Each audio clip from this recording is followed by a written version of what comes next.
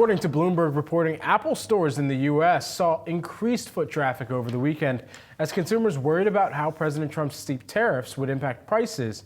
So for this week's Tech Support, we take a look at all things tech. And Yahoo Finance tech editor Dan Howley is here to help break down whether some of your favorite gadgets could see price hikes due to the trade war. So let's talk about this. Is now the time to upgrade your iPhone or iPad? Normally, I would say no. And honestly, at this point, there's no definitive answer as to whether or not Apple's going to raise prices or not. They'll just eat the tariffs, renegotiate with some of their suppliers, try to lower prices. But 104% tariff coming out of China, that's a big deal for Apple. They still have the majority of their iPhone manufacturing there. They do have manufacturing in other countries. India is one where they've tried to build out a lot of capability or capacity there for manufacturing. Vietnam, they're able to do stuff for things like the Apple Watch, the AirPods, but really for the iPhone, it comes down to China and India.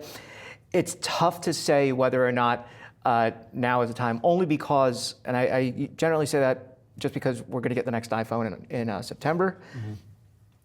Do you want to get the best one when it comes out?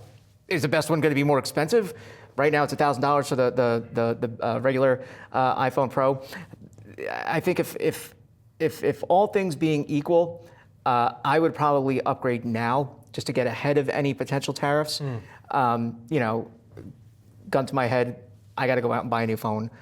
I'm doing it because I don't want to have to pay however much Apple might end up having to upcharge.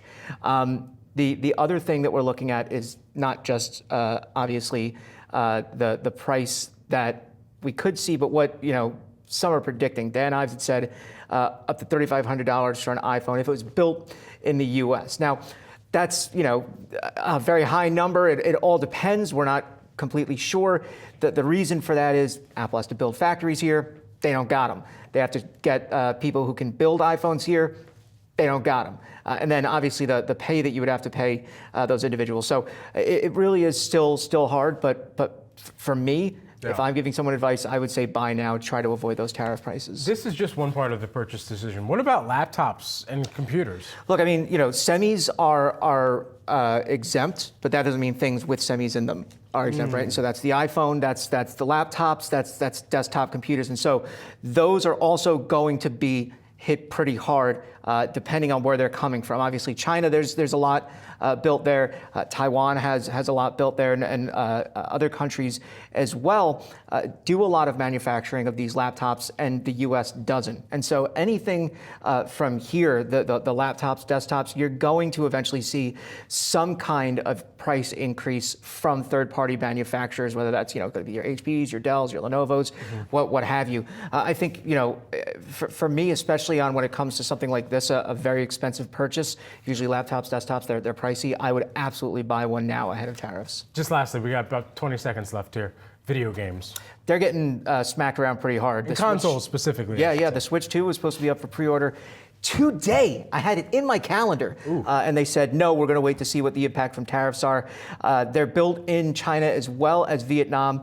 Both of those countries are hit with tariffs, China obviously being the bigger. And so, if you lived in the UK, if you lived in Japan, you were able to pre-order them already.